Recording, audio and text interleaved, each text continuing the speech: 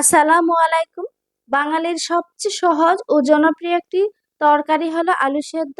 আজ আমি আপনাদের সাথে আলু সেদ্ধ করে বড়ি দিয়ে সাথে ট্যাংরা মাছের ঝোল তৈরি করে দেখাবো। ডিম আলু ঝোল তো অনেক খেয়েছেন, এবার ইউনিক একটি রেসিপি ট্রাই করুন, আশা করছি ভালো লাগবে। এখানে আমি ট্যাংরা মাছ নিয়েছি, হাফ কেজির একটু কম ট্যাংরা নিয়েছি। ট্যাংরাগুলো বেশ বড় বড় সাইজের। তো এটাকে আমি কষিয়ে নিব। তার জন্য প্রথমে দিয়ে দিলাম পরিমাণ মতো লবণ, দিয়ে দিচ্ছি হলুদ গুঁড়ো, মরিচ গুঁড়ো, আর তার সাথে দিয়ে দিচ্ছি ভাজা জিরে গুঁড়ো, ধনে গুঁড়ো।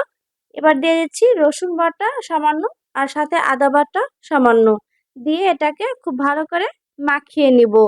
আমি এটাতে বড় সাইজের ট্যাংরা মাছ নিয়েছি, আপনারা চাইলে এটা বড় যে কোনো মাছ দিয়ে এভাবেই রান্না করতে পারবেন, খেতে অসাধারণ লাগে। তো এটাকে আমি খুব ভালো করে মাখিয়ে নিলাম। এরপর আমি এখানে খুবই সামান্য একটু পানি দিয়ে দিব,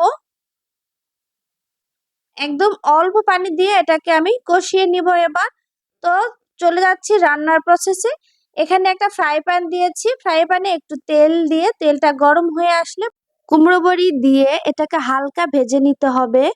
কুমড়ো বড়ি সাধারণত শীতকালে বাঙালিরা খুব পছন্দ করেন, এটা শীতকালে তৈরি করা হয় এবং সারা বছর ফ্রিজে রেখে এটা খাওয়া যায়, খেতে অসাধারণ লাগে। বাঙালিরা এই কুমড়ো বড়ির সাথে পরিচিত আদিকাল থেকেই। আমার এটা খেতে অসাধারণ লাগে। আপনারা যারা এটা খেতে জানেন না বা এটার নামই শোনেননি, তারা কোথাও যদি একটু পেয়ে থাকেন খেয়ে দেখবেন, অসাধারণ লাগে।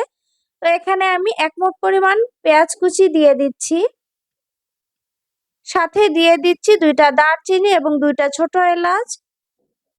পেঁয়াজগুলো আমি হালকা একটু বাদামি করে ভেজে নেব। এরপর মেখে রাখা ট্যাংরা মাছগুলো এর সাথে দিয়ে দিচ্ছি। মাছ দিয়ে এই অবস্থাতেই আমি একটু মাছটাকে হালকা কষিয়ে নিব। আর এ পর্যায়ে চুলার জালটা একদম মিডিয়াম টু লো হিটে থাকবে। এভাবে একটু খানিকক্ষণ নাড়াচাড়া করার পর মাছটা যখন এভাবে শুকনো শুকনো হয়ে আসবে, মানে মাছে কোনো পানি থাকবে না, এ পর্যায়ে বাটি ধোয়া একটু পানি আমি এর সাথে দিয়ে দিচ্ছি।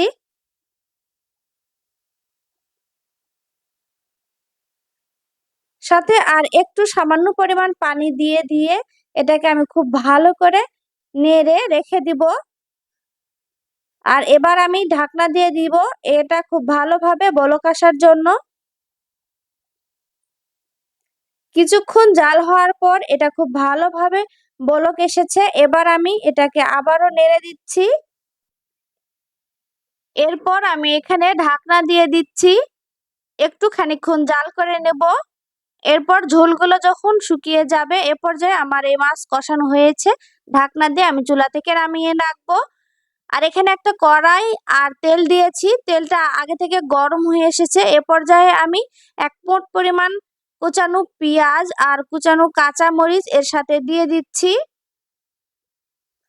এটাকে নেড়ে পেঁয়াজের কাঁচা গন্ধ চলে গেলে আমি সেদ্ধ করে রাখা আলু হালকা প্রেস করে ভাঙানো আছে, আলুগুলো দিয়ে দিলাম এর সাথে। আলুগুলো একটু দানা দানা থাকতে হবে, আর কোনোভাবেই কিন্তু এটা একদম গলে ফেলা যাবে না। একটু নাড়াচাড়ার পর আমি এর সাথে একটু মশলা দিয়ে দিচ্ছি। প্রথমে দিয়ে দিলাম লবণ, দিয়ে দিলাম স্বাদ মতো হলুদ, দিয়ে দিচ্ছি মরিচের গুঁড়া, ধনা গুঁড়া, আর দিয়ে দিলাম জিরা গুঁড়া, রসুন বাটা আর আদা বাটা সামান্য একটু, দিয়ে এটাকে আমি খুব ভালো করে কষিয়ে নিব। আর মশলা যেন না পুড়ে যায় তাই আমি একটুখানি পানি ব্যবহার করেছি। বেশ অল্প খানিকক্ষণ এভাবে নাড়াচাড়া করার পর যখন পানিটা একদম শুকিয়ে আসবে, এ পর্যায়ে আমি এটাতে আরো একটু পানি দিয়ে দেবো, এটা খুব ভালোভাবে কষিয়ে নেওয়ার জন্য। আর সাথে দিয়ে দিচ্ছি ভেজে রাখা কুমড়ো বড়ি। কুমড়ো বড়ি অবশ্যই ভেজে নিয়ে তারপরে তরকারিতে ব্যবহার করতে হয়, না হলে কিন্তু কুমড়ো বড়িটা খেতে ভালো লাগবে না। এটাকে আমি ঢাকনা দিয়ে দিচ্ছি ভালো করে একটা বলক আসার জন্য। একটু খানিকক্ষণ পর আমি ঢাকনা উঠিয়ে নিয়েছি, তরকারিটা খুব ভালোভাবে বলক এসেছে। আর এবার আমি তরকারিটা নেড়ে দিচ্ছি। এ পর্যায়ে আমি তরকারিতে দুইটা কালো এলাচ আর দুইটা লবঙ্গ দিয়ে দিচ্ছি। কালো এলাচের মুখটা হালকা করে ফেটে দিয়েছি।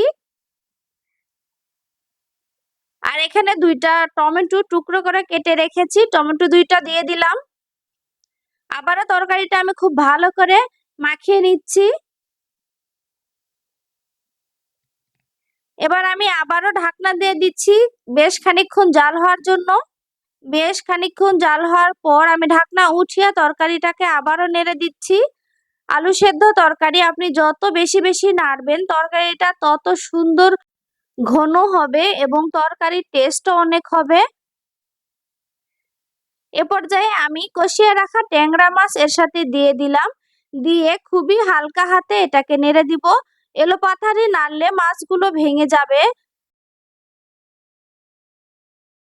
এমন ভাবে তরকারিটা নেড়ে দিতে হবে যেন মাছ না ভেঙে যায়। এবার আমি ঢাকনা দিয়ে দিচ্ছি আরো কিছুক্ষণ জাল হওয়ার জন্য। বেশ খানিকক্ষণ পর ঢাকনাটা উঠিয়ে আমি আবারও আলতো হাতে তরকারিগুলো নেড়ে দিচ্ছি।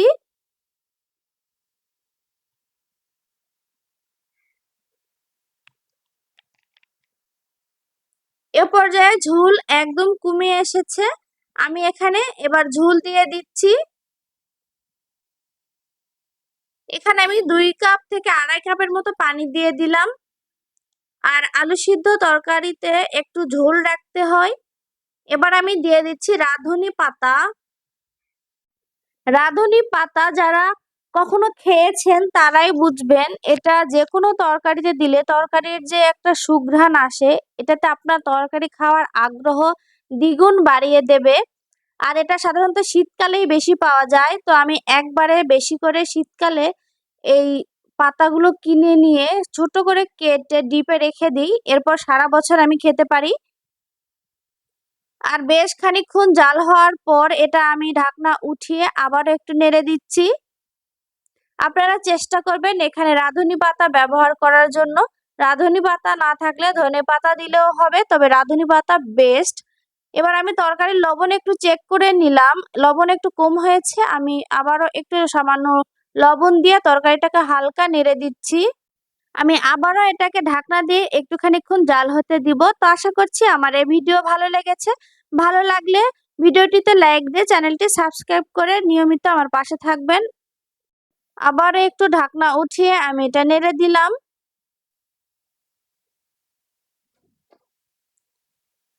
তো আমার রান্না একদম কমপ্লিট হয়ে গিয়েছে। আমি আপনাদের দেখিয়ে দিচ্ছি এটা কতটা সুন্দর হয়েছে। গরম গরম ভাত আর সাথে এমন তরকারি হলে বাস আর কিছুই লাগে না। তো আজকের মতো বিদায় নিচ্ছি। আল্লাহ হাফেজ।